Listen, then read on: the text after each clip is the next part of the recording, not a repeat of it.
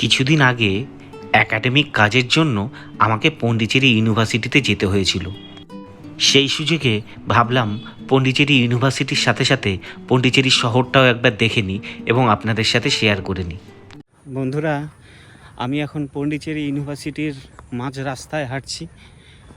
এই ইউনিভার্সিটিটা খুবই সাজানো গোছানো, আপনারা দেখুন। রাস্তার দু সাইডে লম্বা লম্বা গাছ, শান্ত স্নিগ্ধ পরিবেশ, অনেক পাখি আছে এখানে, খুব ভালো লাগছে।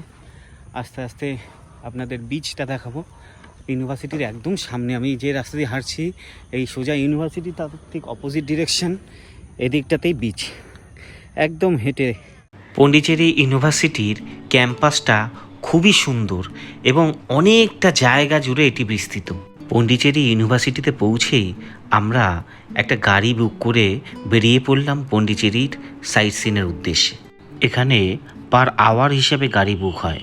আমরা সকাল 10টা থেকে সন্ধ্যা 6টা পর্যন্ত গাড়ি বুক করেছিলাম। আমাদের খরচ পড়েছিল 2500 থেকে 3000-এর মধ্যে। সাউথ ইন্ডিয়ার অনেক জায়গায় আমি ঘুরেছি, কিন্তু পন্ডিচেরিতে এসে কমিউনিকেট করতে গিয়ে আমার একটু বেশি বেগ পেতে হয়েছে। এখানকার মানুষ হিন্দি বোঝে না, তামিল ছাড়া সাধারণ লোকজন কথা বলতে পারে না, ইংরেজি সামান্য বুঝতে পারে। What's your name? Where are we going? हाँ Rajesh. Rajesh what? Surname? Name Rajesh. Rajesh surname? Surname क्या है? लास्ट नेम राजेश था। Rajesh? Only Rajesh. Only Rajesh. Where we are going first? Auroville Golden Temple. Okay, আমরা अरविंद आश्रम राज बीच। আমরা এখন পন্ডিচেরি ইউনিভার্সিটি থেকে বেরিয়েছি। প্রথমে আমরা যাব আরোভিলে, তারপর অরবিন্দর আশ্রমে যাব। রাস্তায় আমরা একটুখানি মিউজিয়াম ব্রেকফাস্ট করে নেব, এরপর মিউজিয়াম আছে, মিউজিয়ামে যাব। পন্ডিচেরি মিউজিয়াম, सी बीच म्यूजियम के बाद उसके बाद आफ्टर दैट चिल्ड्रन से टेम्पल ओल्ड टेम्पल ना, छोटा पीस। পন্ডিচেরি একটি সুন্দর শহর, এখানে প্রচুর সি বিচ রয়েছে। আমরা এখন যে রাস্তাটা দিয়ে যাচ্ছি সেটি বঙ্গোপসাগরের একদম ধার ঘেঁষে চলছে। এখানকার সাইট সিনগুলো ঘোরার আগে আমাদের প্রচণ্ড খিদে পাওয়ার জন্য আমরা একটু ব্রেকফাস্ট করে নিলাম। ও আম্মার হ্যাঁ হ্যাঁ আম্মা থোড়া হাই হ্যালো। হ্যাঁ, সাউথ ইন্ডিয়ার সব জায়গার মতো এখানেও কলা পাতায় খেতে দেওয়া হলো আমাদের। ব্রেকফাস্ট সেরে আমরা বেরিয়ে পড়লাম আমাদের ফার্স্ট ডেস্টিনেশন অরোভিলের উদ্দেশ্যে। দেখতে দেখতে আমরা পৌঁছে গেলাম অরোভিলের সামনে। এই পাশে পার্কিং রয়েছে, গাড়ি পার্কিং করে আমরা ঢুকে পড়লাম অরোভিলের মধ্যে। এই অরোভিলের ঢোকার মুখেই একটি ছোট রেস্টুরেন্ট রয়েছে, এখানে চাইলে আপনারা ব্রেকফাস্টটা সেরে নিতে পারেন।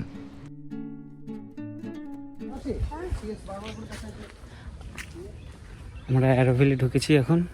এই জায়গাটা খুবই সুন্দর, এখানে ফরেনাররা ভর্তি। চারিপাশে জঙ্গল, মাঝখান দিয়ে রাস্তা, পাশে আবার পুকুর আছে। অরোভিলে ঢুকে কিছুটা এগিয়ে গিয়ে একটা সুন্দর জায়গা দেখতে পেলাম। এখানে দাঁড়িয়ে সবাই বেশ ছবি তুলছিল। অরোভিলের মধ্যে দিয়ে মাতৃমন্দিরের দিকে যাওয়ার পথে আমরা একটা আর্ট সেন্টার দেখতে পেলাম, যার নাম কলা কেন্দ্র ভিজুয়াল আর্ট সেন্টার। এটা একটি আর্ট গ্যালারি। এই যে বিল্ডিংটা আপনারা দেখতে পাচ্ছেন, এটি হলো শিল্পকেন্দ্র। এটিও খুব সুন্দর একটি বিল্ডিং। দেখুন বন্ধুরা, কি সুন্দর জায়গা। এটা অরোভিলের মধ্যে একটি জায়গা। এই টোটাল জায়গাটা অরোভিল ভিলেজ বলা হয়। মাতৃমন্দিরের সামনে একটি জায়গায় আমরা দাঁড়িয়ে আছি, বট গাছ ভর্তি, খুব সুন্দর এই জায়গাটা। দেখুন,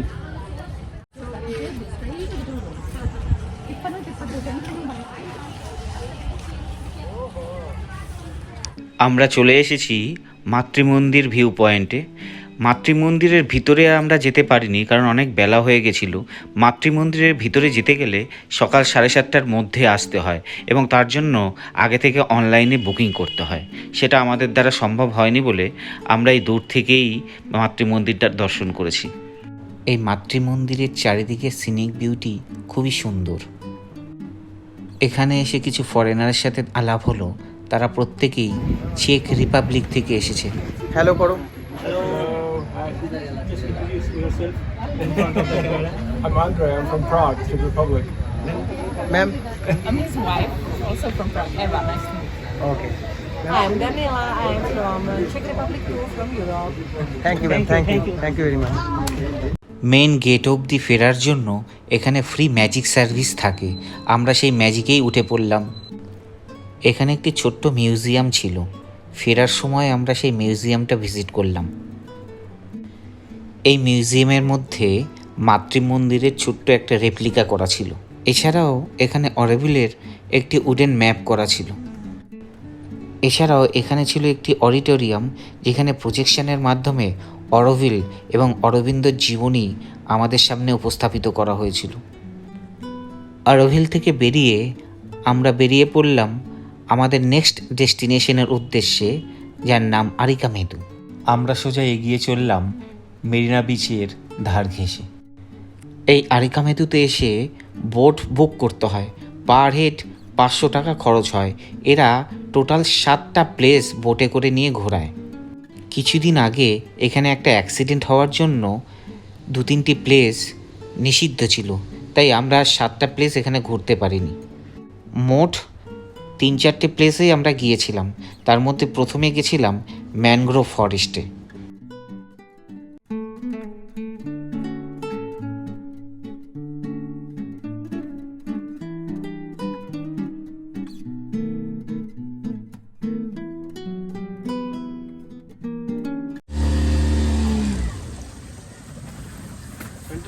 ఫ్రంట్ లో photo వేసినట్టుందా?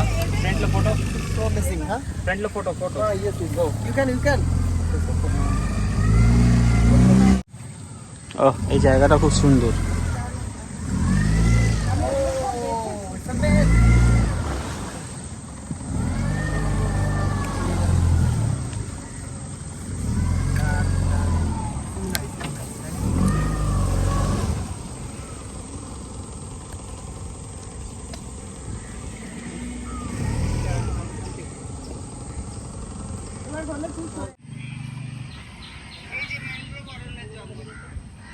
The iconic hero of our page, of our channel.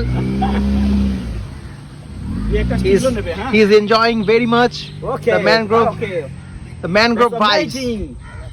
The mangrove vibes. And the boating. Oh, too many leaves are disturbing him.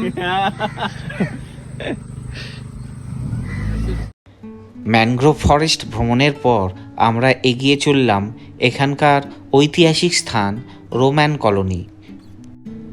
পন্ডিচেরির এই স্থানেই রোমানরা প্রথম এসে বসতি করেছিল। চলুন আমরা এগিয়ে চলি এবং এই জায়গার মাহাত্ম্য ও সৌন্দর্য উপভোগ করি। এই রোমানদের দ্বারা নির্মিত একটি প্রাচীন প্রাসাদও এখানে রয়েছে।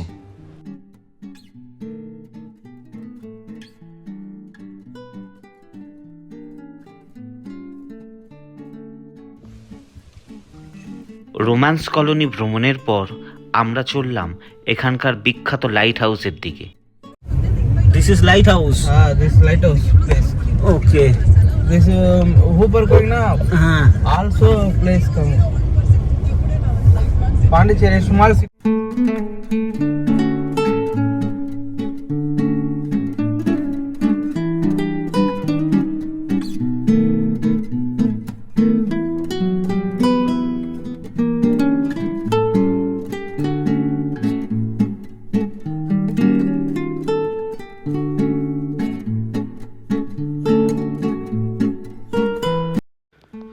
অবশেষে আমরা লাইট হাউসের উপরে এসে পৌঁছালাম। সমুদ্র পৃষ্ঠ থেকে প্রায় 100 ফুট উপরে অবস্থিত এই লাইট হাউসটি। এটা উঠতে প্রচণ্ড কষ্ট হচ্ছিল, কিন্তু ওঠার পর এরকম বিউটি দেখে মনটা জুড়িয়ে গেল। সমস্ত ক্লান্তি যেন এক নিমিষেই শেষ হয়ে গেল। অসাধারণ লাগছিল উপর থেকে এটা দেখতে। ওই দুপুরবেলা 250-300টা সিঁড়ি উঠতে হবে ভেবে প্রথমে নাই ভেবেছিলাম, কিন্তু পরবর্তীকালে যখন উঠলাম, উঠে সে এক অনন্য সৌন্দর্য দেখতে পেলাম। এবার আমরা চলে এলাম অরবিন্দ আশ্রমের সামনে। যে আশ্রমটা দেখতে পাচ্ছেন আপনারা, এটাই ঋষি অরবিন্দ আশ্রম। এখানে আমরা এখন প্রবেশ করব। ভিডিও অ্যালাউ আছে তো? হ্যাঁ, সব এলাও।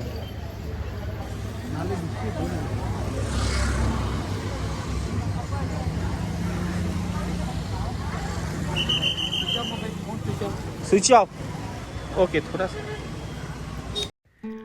আশ্রমের ভিতর মোবাইল অ্যালাউ ছিল না বলে ভিতরটার আপনাদের দেখাতে পারলাম না। ভিতরে একটি লাইব্রেরি ছিল আর ঋষি অরবিন্দের সমাধিস্থল ছিল, যেখানে তিনি দেহত্যাগ করেছিলেন। সেখান থেকে আমরা চলে এলাম গণেশ টেম্পলে। এই গণেশ টেম্পলটা ঋষি অরবিন্দর আশ্রমের ঠিক অপোজিটেই অবস্থিত ছিল। এই মন্দিরটাও খুবই সুন্দর ছিল। এর ভিতরে এবং বাইরে অজস্র কারুকার্য ছিল। সাউথ ইন্ডিয়ার বেশিরভাগ মন্দিরে প্রচণ্ড শিল্পকলা রয়েছে। বলছে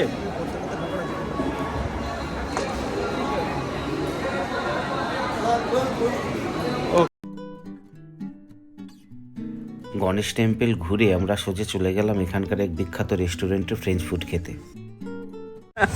French food is available here? French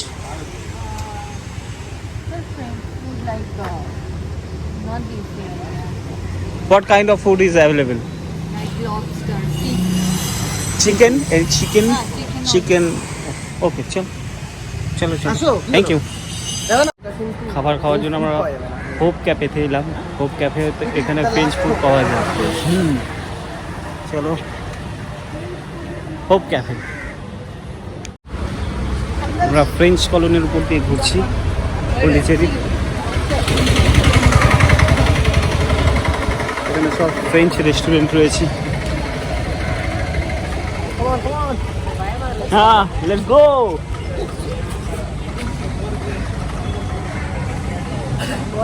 ক্যানাডার height পারতে দেখি। ফাইনালি আমরা ভিলা শান্তিতে এসে উপস্থিত হলাম। এটা খুব ভালো একটা ফ্রেঞ্চ রেস্টুরেন্ট। ভিলা শান্তিতে একটু খাওয়া দাওয়া করে আমরা সোজা চলে এলাম গান্ধী বিচে। আমার সাথে ভিডিওতে যে দুজনকে আপনারা দেখতে পাচ্ছেন, তাদের মধ্যে একজন হচ্ছে আমার বন্ধু পলাশ, আর একজন হচ্ছে পলাশের কলিগ ঋতুপর্ণাদি।